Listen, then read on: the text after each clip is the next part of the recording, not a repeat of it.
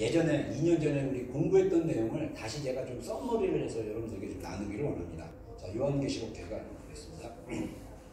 자, 오늘 요한계시록 제가 이제 금요일날 언제까지 할지는 모르지만 금요일날 요한계시록을 다시 한번 여러분들에게 좀 이렇게 좀 쉽게 더 예전에는 분량이 너무 많아가지고 우리 예전에 요한계시록 개강가 7개 교회에 이렇게 진짜 열심히 공부를 했는데 제가 그 책 다시 이렇게 리뷰하면서 보니까 내용이 너무 방대한 내용을 빨리 끝내려고 했던 그런 무리가 있었는데 이제는 조금씩 나눠서 정말 그 요한계시록 말씀을 가지고 우리가 좀 다시 우리의 신앙을 좀 재정비하는 그런 시간을 좀 가졌으면 좋겠어요. 그래서 그 요한계시록은 그 예수님의 영광을 계시한다. 이 말은 뭐냐면 요한계시록 1장 1절에 예수 그리스도의 계시다. 그러니까 요한계시록의 중요한 포인트가 뭐냐면 예수님의 영광, 예수님이 어떤 분인가를 계시해주고 있다는 거고, 그래서 이 땅을 변화시켜 나갈 주님의 특별한 계획을 밝혀주고 있다. 자, 그래서 요한계시록의 중요한 포인트가, 주요 주제 포인트가 여러 가지가 있는데 그 중에 하나가 뭐냐면 예수님에 대해서 우리가 더 깊이 알아갈 수 있다는 거예요. 그래서 요한계시록에 예수님이 어떤 분이냐, 초반에 18가지의 단어, 형용사나 이런 걸 통해서 예수님의 영광스러운 모습이 어떤 건지를 보여주고, 또 이제 요한계시록 뒷부분에 중간쯤 가가지고 6가지, 18가지 하고 6가지 해갖고 총 24가지 요한계시록 전체에 복음서에서 강조된 것도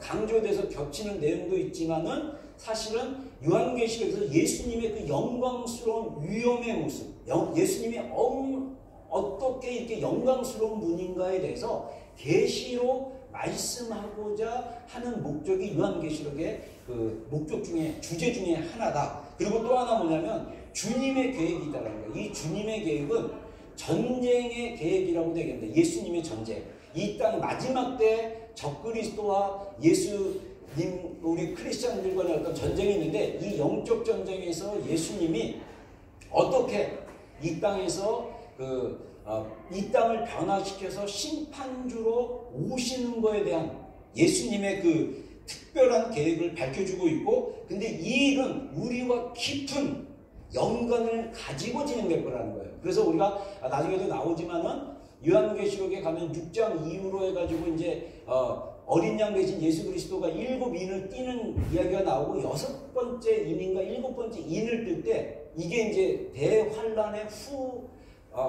환란 3년 반의 기간에 7대접이 부어지는데 이 7대접의 재앙은 출애굽기에 나와 있는 바로의 그 권능, 바로에게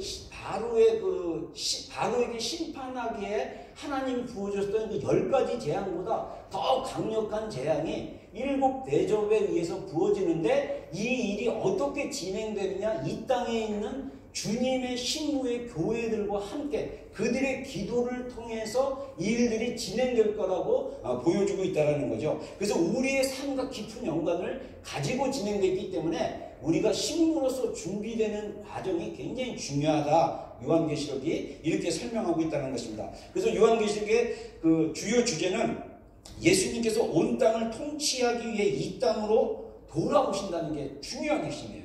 그래서 성경은 성경 66권 창세기부터 해서 요한계시록까지 해서 구약 신약의 통틀어서 마지막 결론은 뭐냐면 예수님이 다시 오신다는 거예요.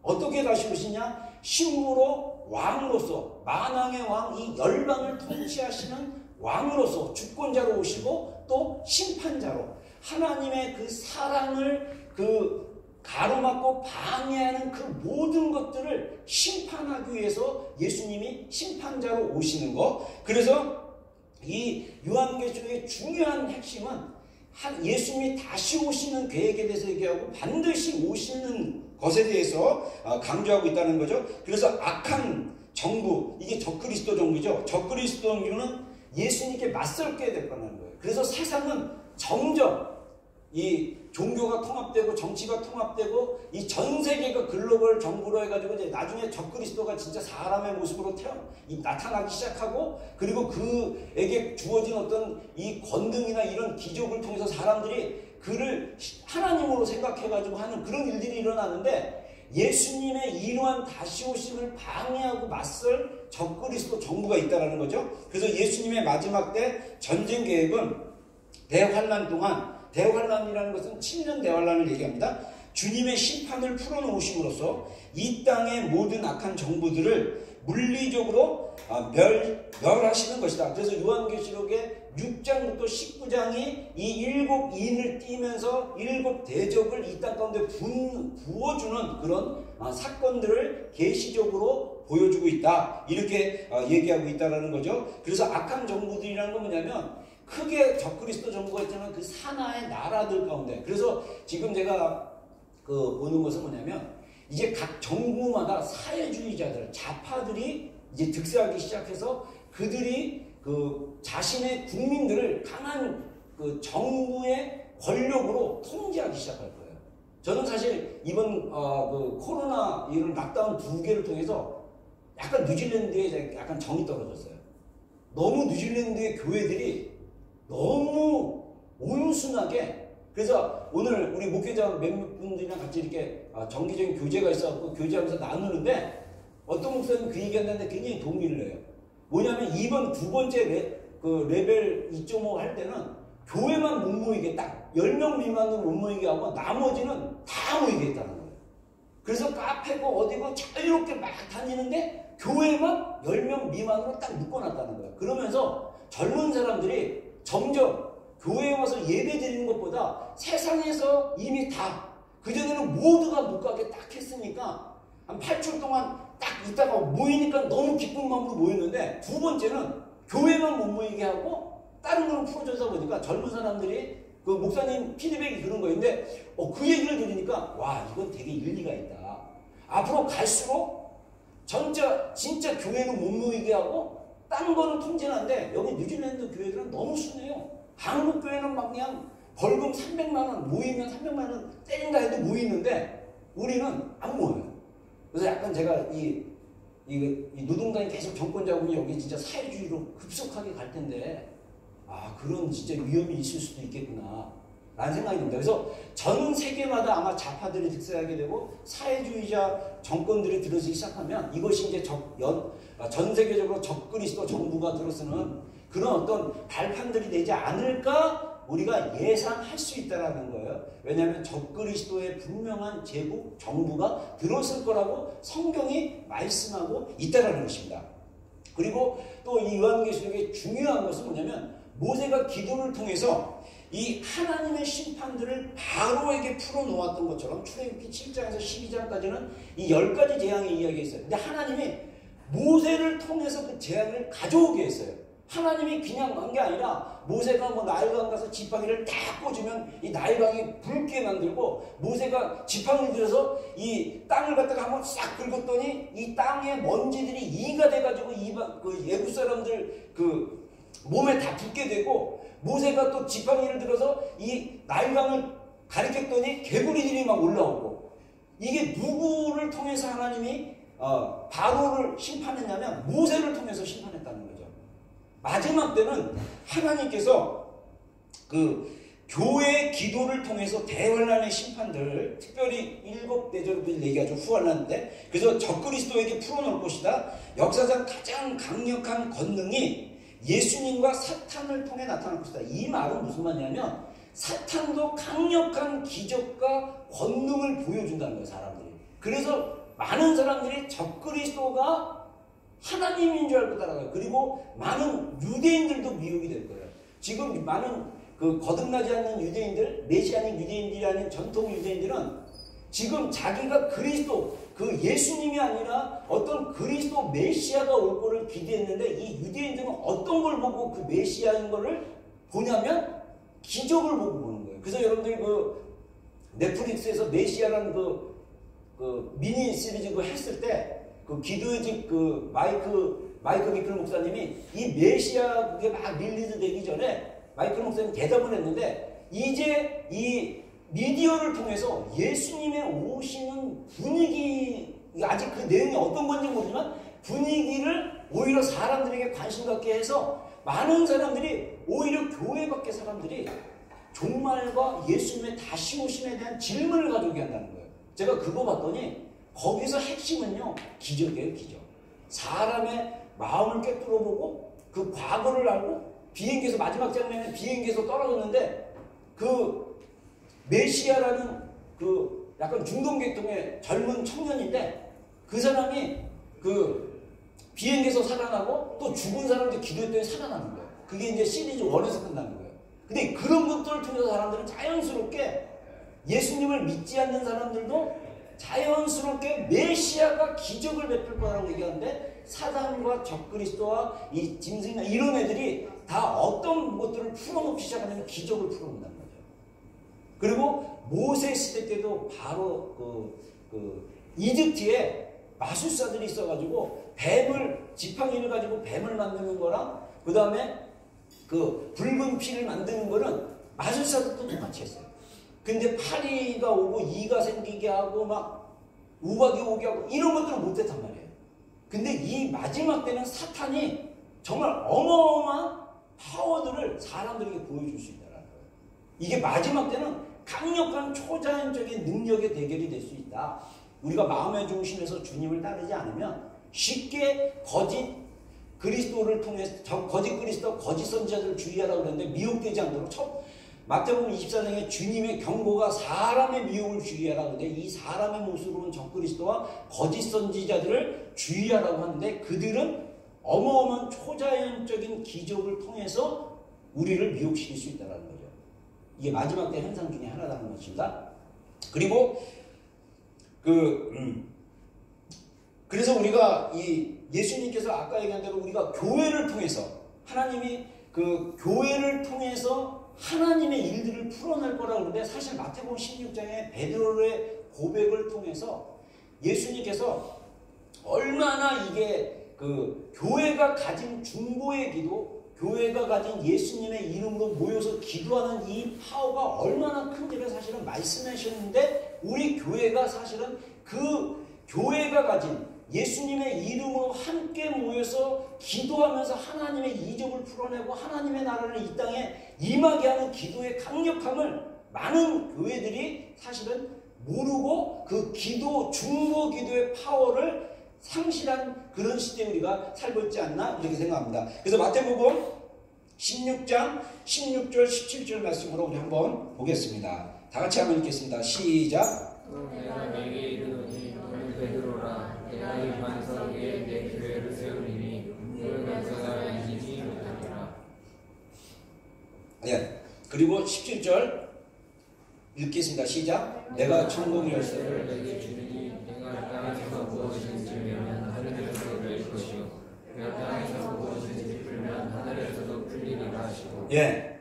자, 베드로가 주는 그리스도시요 살아계신 하나님의 아들이십니다 라는 고백을 예수님이 듣고 바요나 시모나 그것을 알게 하는 것은 육신이 아니라 하나님 아버지께서 알게 하셨다. 그러면서 베드로의 너는 베드로다. 그러니까 이 바이라는 그 이름의 헬라어인데 그것을 예수님이 뭐라고 했냐면 너희의 고백 위에 내 교회, 예수님의 교회를 세울 것인데 이 예수님의 교회는 천국의 열쇠를 가진 교회다. 그래서 천국의 열쇠들을 가진 교회인데 음부의 권세가, 음부의 문이 이기지 못할 것이다. 이거는 방어만 아니라 적극적으로 음부의 문을 부서뜨릴 수 있는 그 영적인 파워를 가진 교회다. 그래서 너희가 모여서 이 땅에서 무엇인지 묻고 풀면 하늘에서도 그 일이 일어날 거라는 거예요. 그래서 마지막 때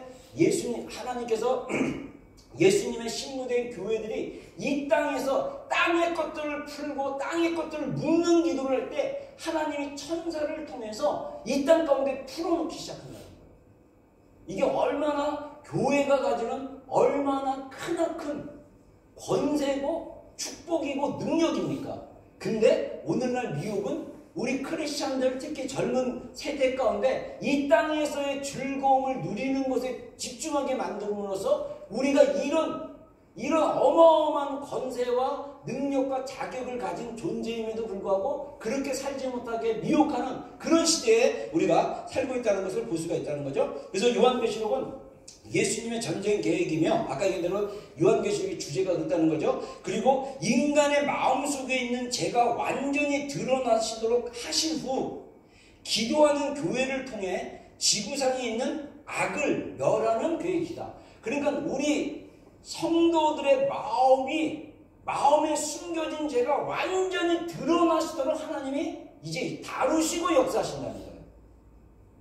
이 방법은 다양하다는 거죠. 그래서 여러분들 우리가 주님 앞에 나가서 우리 안에 있는 무의식에 있는 모든 것들을 다 끄집어내고 정말 성령의 불로 정결케 하는 기도의 단계까지 가지 않으면 우리가 신부의 단계로 갈 수가 없다는 것입니다. 그래서 이 심판들은 제가 가르쳐놓고 금대접인데 7개의 대접을 얘기합니다. 우리에게 부어주지 않으며 이거는 가르치고 우리가 마치 사탄의 희생양인 것처럼 우리가 나중에 나오지만 이 마지막 때 성도들이 정말 그 신부로서의 어떤 그런 이해됨이 없으면 두려워해요. 대환란 때 순교당하고 대환란 때 짐승의 표를 받게 될 건가 말게 될 건가 이런 마치 이 사단의 희생양이처럼 사단이 우리를 사냥하면 이 적그리스도가 우리를 사냥하면 우리는 힘없는 양처럼 당하는 이런 수준으로 생각할 수 있는데 그게 아니라는 거죠. 우리를 통해서 우리가 예수님과 동역함으로 부어지게 된다. 그래서 예수님께서 우리와 함께 동역함으로써 어떤 일들이 일어나기 시작하냐면 예수님의 심판과 예수님의 그 일들이 이 땅 가운데 어마어마하게 풀어진다는 거예요. 우리의 동역을 통해서 하시는 거예요. 그래서 예수님의 심판은 사랑을 방해하는 모든 것들을 제거하시기 위해 부어주고 그 다음에 주님은 자신의 혼인을 위해서 싸우고 계신다. 그래서 요한계시록 19장에 혼인잔치의 이야기가 나오죠. 그래서 예수님은 신랑이신 예수님이 신부인 교회, 신부인 성도들을 위해서 지금 영적으로 계속 싸우고 계신다는 거죠. 그리고 6장에서 12장에 나와 있던 그 7대접이나 이런 강력한 역사들이 다 정말 그 교회들을, 성도들을 정결하게 위한 근데 이 일들을 누구를 통해서 하냐면 우리를 통해서 하는데 제가 이거 쫙 다시 공부하면서 어떤 생각이 드냐면 우리가 그렇게 준비되지 않으면 우리는 예수님의 일과 아무 상관없는 사람인 거예요. 그래서 내가 그런 생각을 했어요. 막 어떤 대접이 확 풀어졌는데 온역이 퍼져가지고 막 죽어. 근데 우리가 정말 깨어있는 신부로 있지 않으면 그냥 같이 죽어. 같이 묻혀서 죽어. 근데 우리가 정말 깨어있는 신부가 되고 정말 주님의 주님과 협력하는 성도와 교회 안에 있으면 하나님이 초자연적으로 그런 바이러스나 이런 것들도 진짜 이렇게 하게 하는 그런 일들이 일어나지 않을까? 이제 초자연적인 일들이 일어난다는 거예요. 자, 그래서 요한계시록의 메인 메시지는 예수님에 대한 계시라는 거예요. 그래서 요한계시록 1장 1절로 한번 다 같이 읽겠습니다. 시작. 예수 그리스도의 계시라 이는 하나님이 그에게 주사 반드시 속히 일어날 일들을 그 종들에게 보이시려고 그의 천사를 그 종교관에게 보내어 알려하신 것이라. 예, 자 요한계시록의 첫마디가 뭐냐면 이 계시는 예수님의 계시다. 그래서 아까 서론에서 얘기했던 것처럼 우리가 요한계시록에 보면 예수님이 특히 7개의 교회 가운데 말씀하실 때 나는 알파요 오메가다. 나는 그 뭐뭐다. 이렇게 하면서 그 예수님이 18가지로 7개의 교회에 자신을 계시하면서 우리가 복음서에서 알지 못했던 그런 예수님의 모습들을 계시로 막 보여주시는 거예요. 그래서 이 예수님에 대한 계시가 메인이고 그리고 예수님이 앞으로 속히 될 일은 뭐냐? 예수님의 이 땅에서의 적그리스도 정부와의 전쟁. 그래서 예수님이 다시 오실 때 오시기 전에 일어나는 전쟁과 또 그 일어나기 이전에 일어나는 그 전쟁에 대한 일들을 그 종들에게 보이기 원하시는 게 요한계시록이다. 이렇게 얘기하고 있다는 거죠. 그래서 우리가 요한계시록을 잘 이해하고 이것을 가지고 기도하는 성도로 가는 게 중요하다는 거죠. 그래서 요한계시록의 주요 주제는 예수님의 성품과 그분의 능력, 권능을 얘기하고 있고 하나님의 계획을 계시하는 것이다.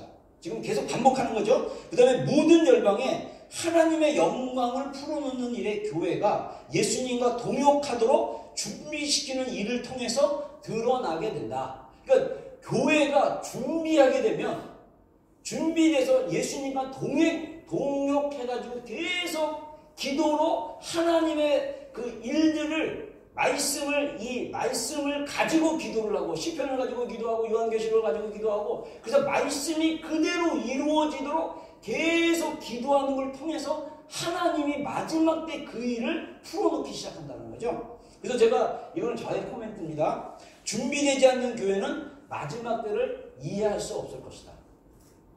그래서 우리가 영적으로 교회들이 마지막 때 다시 오실 주님을 정말 우리가 살아있는 세대에 주님이 올 수도 있다라고 정말 자각을 하고 깨어서 기도하는 거. 근데 많은 교회들이 영적으로 잠들어 있으면 이 마지막 때에 대한 이 말씀을 이해하지 못한다는 거죠. 준비할 수가 없으니까. 깨어나야만 준비할 수 있다는 거예요. 깨어나야만. 자, 그리고 그래서 우리는 예수님께서 신랑이자 왕이시며 심판자로 계시하여 주시면서 주님께 대한 사랑을 방해하는 모든 것을 심판하시며 온 땅을 되찾을 것이다. 자, 여기서 제가 이제 묵상해 보니까 예수님이 우리의 신앙 되신 거 맞고 왕 되신 거 맞아요. 근데 예수님이 심판자로 오시지만 우리를 심판하기 위해 오신 게 아니에요.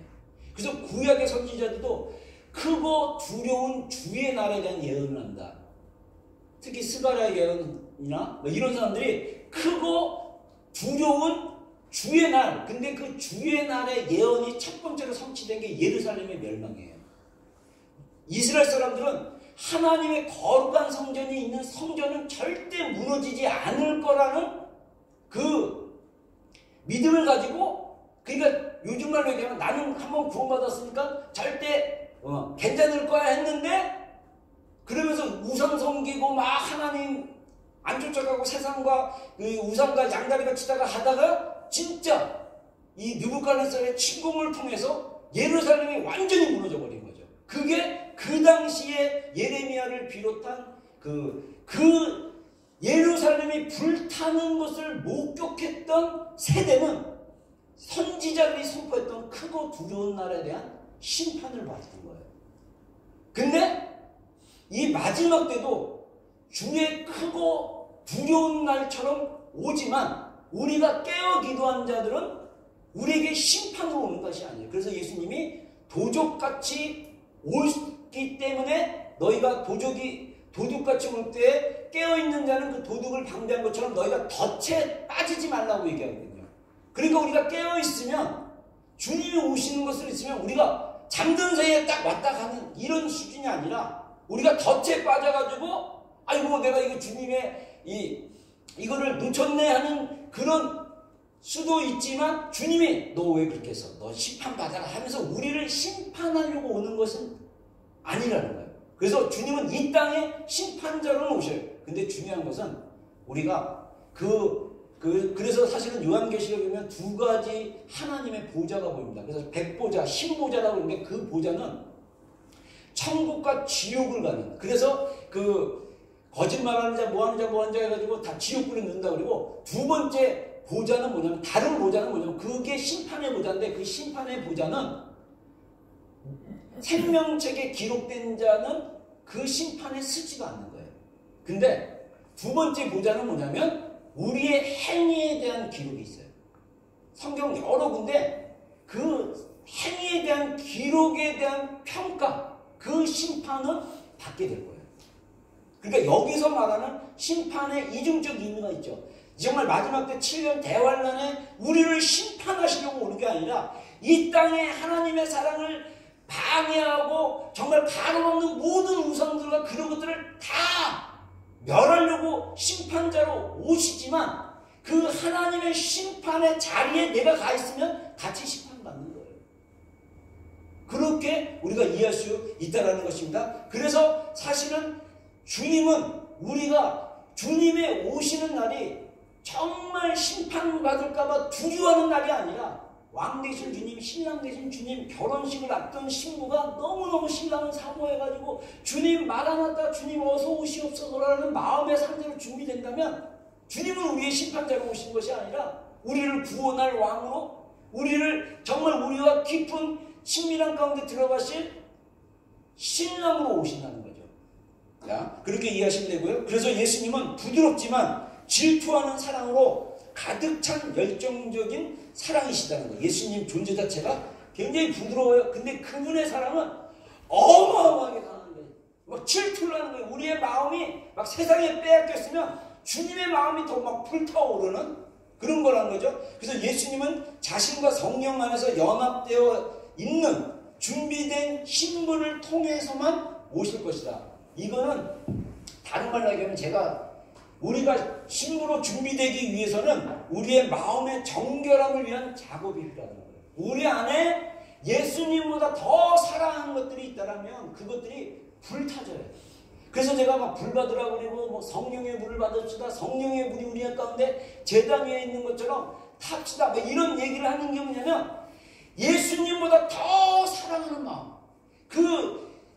옛 죄의 본성, 죄의 본성, 내 안에 정말 하나님을 위해서 행하고 싶은 마음도 있지만은 또 내 마음 속에 죄가 있는데 이것은 또 하나님을 싫어하고 하나님께 나가지 않으면 그 마음, 그것을 우리가 주님 앞에 가져가서 제단 불 위에 태우는 작업이 돼야만 우리가 준비될 수 있다는 거예요. 저는 우리 오클랜드 비전 교회가요, 정말 주님의 준비된 교회가 돼서 주님과 동역을 이루어서 우리의 기도를 통해서 마지막 때 하나님이 행하실 일이 일어나는 그런 교회가 되기를 소망합니다. 아멘. 자, 그래서 요한계시록 우리 19장 7절, 8절, 9절 우리 한번 읽어보겠습니다. 시작. 우리가 즐거워하고 그에게 기뻐하며 그에게 영광을 돌리세. 어른이 향해 모든 기한을 이루었고 그의 아내가 자신을 준비하였으므로 그에게 귀하고 깨끗한 세마포 옷을 입도록 허락하셨으니 이 세마포 옷은 성도들의 얼굴을 씻으리라 하더라. 천사가 제게 말하기를 기록하라. 어른이 향해 모든 자신의 총함을 받은 자들은 복이 있도다. 네, 아멘. 자, 그래서 마지막에 그 7대들의 심판이 다 끝나고 나서 주님이 이제 아내를 준비하듯이 주님이 준비한 혼인잔치가 준비되었다. 근데 성도들은 뭘 준비해야 되냐? 그들의 세마포 옷을 준비해야 되는데 그것은 옳은 행위라는 거예요. 옳은 행위. 그것은 옳다라는 것은 뭐냐면 예수님의 이름으로 행하는 거. 예수님을 믿는 그 믿음으로 행하는 그런 예수님께서 예비하신 그 일들을 행하는 것을 얘기합니다. 남을 도와줘도 남에게 자기의 마음을 인정받기 위해 도와주는 것은 옛사람의 동기이기 때문에 그것은 선행을 할 수 있지만 그 선행으로 인정을 받고 사람들에게 알려지는 마음으로 하는 것은 예수님께서 마태복음 6장에 말씀하신 것처럼 바리새인들이 진짜 구제하려고 사람에게 보이려고 구제하려고 하는데 너희는 오른손이 하는 일을 왼손이 모르게 하라는 그거와 똑같아요. 그러면서 예수님이 뭐냐면 그들은 이미 상을 받았느니라. 우리가 바리새인들처럼 사람들에게 보이려고 어떤 선한 일을 하고 좋은 일을 하는 것들은 세마포 옷을 입는 믿음의 행위가 아니라는 거예요. 진짜 믿음은 뭐냐면 우리가 믿음으로 행하는 일들, 예수님의 이름으로 행하는 일들. 그래서 선지자에게는 선지자 이름으로 대접을 하고 적은 아이 한 명에게 제자의 이름으로, 그 제자의 이름은 내가 예수님을 믿는 자로서 냉수 한 그릇을 줘도 그 상은 결단코 잊지 아니하라고 말씀하신 것처럼 우리가 정말 믿음으로 사람들에게 행하는 그것은 우리의 세마포의 옷의 행실처럼 잔치에 참여할 수 있다는 거예요. 근데 여기서 요한계시록 19장 9절에 천사가 기록하라 그러면서 뭐라 합니까? 어린 양의 혼인잔치에 청함은 받은 자들은 복이 있도다. 근데 재밌는 사실은요, 이 요한계시록에 나와 있는 어린 양의 혼인잔치에 청함을 우리 성도들은 다 받았어요. 근데 예수님께서 마태복음 22장과 누가복음 14장에 천국 잔치의 비유를 통해서, 누가복음은 천국 잔치의 비유라고 표현하지 않지만 비유를 통해서 청함을 받았으나 참여하지 못한 사람들의 이야기를 하고 있습니다. 이거는 주님의 경고라고 저는 개인적으로 생각해요. 성경 구절이 많아서 제가 안 찾아왔는데 예수님은 혼인잔치의 비유에서 초청받은 사람들이 자신의 삶에 우선순위를 두고 살았기 때문에 초대를 거부하는 것에 대해서 경고하고 계신다는 거예요. 그래서 마태복음 22장의 내용과 누가복음 14장의 내용이 흡사하고 또 어떤 누가복음 같은 경우는 좀 더 구체적인 그 내용들을 있는데 마태복음 같은 경우는요 자칫집에 오라고 청했던 그 종들을 죽이기까지 한 사람들이 있었어요. 근데 나중에 잔치 마지막 때가 딱 오면 임금이 그 죽인 자들을 멸한다고 했어요. 그러니까 막 이제 뭐 이렇게 혼인잔치 뭐 이제 마지막 때 왔습니다. 막 그런데 잡아서 막 죽이고 막 이러면 이제 그거에 대한 심판이 있다는 거죠. 근데 마태복음 22장 14절 말씀 끝나고 15절에 딱 보면 바리새인들과 서기관들이 예수님을 어떻게 잡아 죽일까 모의했다는 거예요. 그 말은 뭐냐면 예수님을 십자가에 못 박는 것들이 불신자들도 아니고 뭐냐면 종교 지도자들이었고 또 서기관과 바리새인들의 그룹이었고 제사장의 그룹이었다는 얘기예요. 이 말은 오늘날 예수님이 다시 오실 때 이 종교적인 크리스찬들이 청함을 받았음에도 불구하고 거절할 수 있다는 거예요. 그래서 마태복음 22장과 누가복음 14장에 거절하는 이유가 뭐냐면 잔치에 오라고 하니까 아 미안해. 나는 지금 소를 갖다가 2마리를 샀는데 이 5결이 10마리 샀나? 그래가지고 나 이거 시범하러 가야 돼. 아 미안해. 나 지금 결혼해야 돼가지고 못 가. 아 내가 미안해. 내가 지금 이거 할 일이 있어가지고 내가 못 가. 그러면서 초대를 받았는데 다 거절해요. 그러니까 예수님이 그 초대받은 사람들이 안 오니까 누가복음 14장에는 사물과 거리로 나가서 안질뱅이, 뭐 고통당한 사람 이런 사람들 죄인들 다 데리고 가는 거예요. 그러면서 그들을 혼인잔치에 강건하여 내 집을 채우라고 얘기합니다. 이거는 굉장히 우리에게 주는 교훈이 있어요. 우리는 다 초청을 받았어요. 요한계시록 19장에 청함을 받은 자는 복이 있다. 근데 우리가 아까 얘기한 대로 신부로 준비되는 것을 통해서 예수님이 오신다고 그랬어요. 신부로 준비되어진 사람들을 통해서 오실 것이다. 이 말은 제가 영어 버전을 못 봤는데 아마 이 말은 뭐냐면 예수님이 오시는 진짜 그 타이밍과 그거는 신부로 준비된 사람들이 예수님을 맞이할 수 있다는 거예요. 그러니까 영적으로 잠들어 있으면 예수님이 오셔도 예수님을 맞이할 수 없으면 어떤 일이 벌어지냐면 나중에 이제 어마어마한 일들이 일어나겠죠. 저도 잘 모르지만 그래서 우리가 사실은 이 요한계시록을 통해서 이 마지막 때를 준비하는 게 굉장히 중요하죠. 다시 한번 요한계시록 주제에 대해서 얘기하지만 요한계시록 주제는 예수님께서 이끄시는 마지막 때 승리하는 교회를 통해서 여기서 아까 교회를 통해서 신부를 통해서 하는데 이 기도를 통해서 하나님의 심판이 적그리스도 제국 위에 부어지는 것이다. 그래서 기도의 집 사역이 굉장히 중요하다는 거예요. 제가 저번에 주일날도 얘기했지만은 제가 이제 벌써 한 10년인가 9년 전에 예루살렘 기도의 집 먼저 아이압 기도의 집을 갔다가 거기서 왜 예루살렘에서 이렇게 기도하는가 이게 의문이 들어서 그 다음에 안식년으로 해서 예루살렘 기도의 집에 갔다가 이 10명도 안 되는 한국 청년들이 24시간 계속 열방을 위해서 기도하는데 어마어마하게 충격받았어요.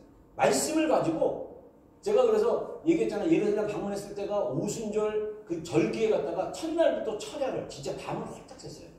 근데 비행기에서 내가 밤 11시에 도착해가지고 막 그 마중 나온 그 기도집 연결된 사람이 우리를 데리고 가가지고 히브리어로 막 찬양하는 그 기도의 집에 가가지고 거기서 한참 졸다가 깨다가 그래서 첫 도착하는 날 다음날 밤 11시에 도착해서 다음날 예루살렘에서 해 뜨는 걸 보고 그리고 8일인가의 여정 가운데 철야를 그 기도의 집에서 난 딴 거 선지 순례 같은 거 안 할 테니까 기도의 집에서만 그냥 머물게 해달라고 해서 그 한국인 기도의 집에 가서 밤새 또 미국 목사님이 세운 그 열방 기도의 집이라고 굉장히 유명한 국제 열방 기도의 집 예루살렘에 있는 굉장히 유명한 기도의 집인데 거기 타워에 올라가가지고 거기 스태프들 좀 쉬게 해달라고 이 한국팀을 초대를 해가지고 진짜 밤을 호딱 새면서 기도하다가 또 거기서 와 예루살렘이 전체가 보이는 타워인데 거기서 기도를 했는데 저는 그때 막 몸이 되게 피곤해가지고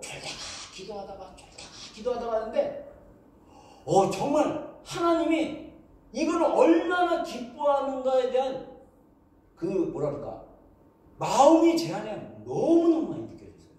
그래서 이사야 선지자가 그 하나님 그 이사야 선지자를 통해서 하나님이 그 예루살렘의 성벽에 선 파수꾼이요 하나님으로 하여금 쉬지 않게 밤낮 기도로 깨어있게 하라. 막 이런 구절이 진짜 성취되는 시대에 살고 있구나.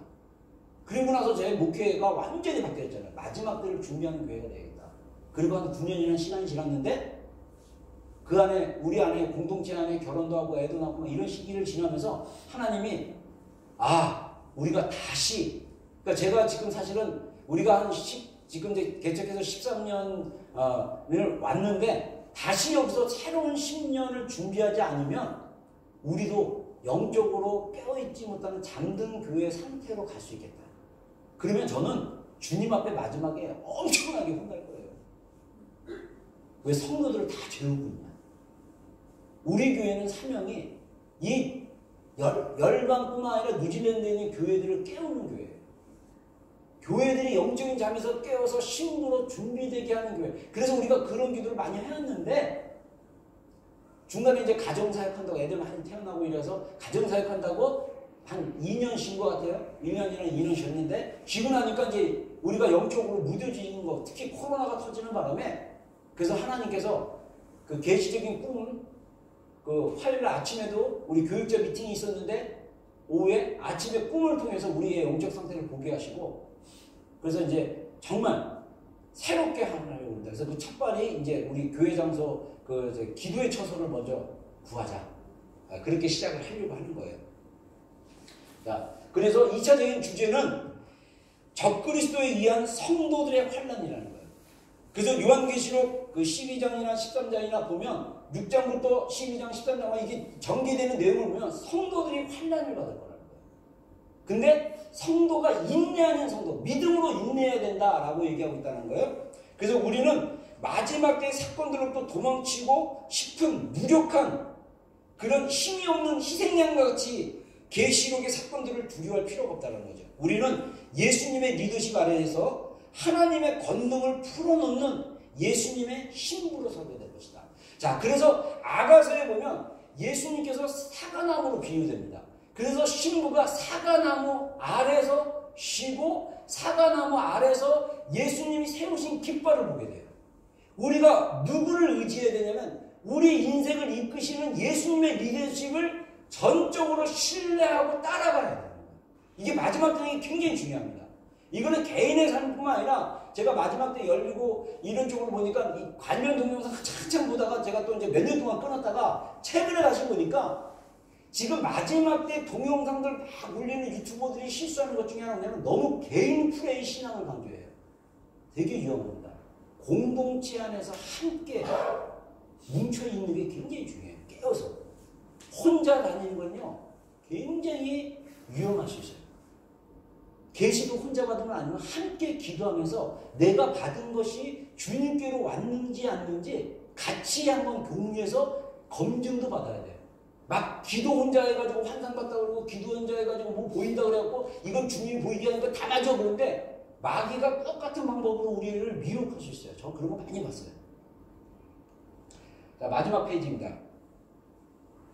자, 교회는 대환란의 시기에 이 땅에 있을 것이며, 자, 이 포인트는 뭐냐면 제가 마이클 비클 목사님의 강의안 가지고 여러분들 정리하면서 이제 가르치고 있는데 마지막 때 휴고에 관련된 영상들이 굉장히 많이 풀리고 어떤 목사님들은 휴고를 해야 된다. 그래서 7년 대환란 전에 휴고하느냐 3년 반이 있는데 그 전 3년 반은 그 또 징조들이 있어요. 저는 사실은 어제까지만 해도 그냥 그 표를 가지고 제가 전에 한번 나눠준 그 요한계시록 하면서 가르치면서 나눠준 그 표를 여러분들이 자세히 보니까 이게 굉장히 잘 나와 있어요. 그래서 이거를 제대로 설명을 못 해줬는데 오늘 이걸 가지고 설명해 줄까라는 마음을 가지다가 기도하는데 하나님 요한계시록을 조금 더 쉽게 이거 설명해줘도 복잡해가지고 잘 이해를 못할 거니까 좀 쉽게 풀어줘라는 마음 받아가지고 했는데 이 교회가요 환난에 있을 때 이 7년 대환란 전에 휴고해야 된다. 뭐 또는 전 3년 반 지나고 후 3년 반이 7 대접이 부어져서 인구의 4분의 1이 죽고 또 아마겟돈 전쟁, 3차 세계대전이 이스라엘을 중심으로 일어날 것입니다. 세계전쟁이. 그리고 인구의 많은 이들이 죽게 되고 막 재앙으로 죽고 해 달이 내리고 막 아무튼 뭐 어마어마한 일들이 일어나는데 그 전에 그리고 무엇보다도 짐승의 표를 받지 않으면 다 이렇게 뭐 죽이게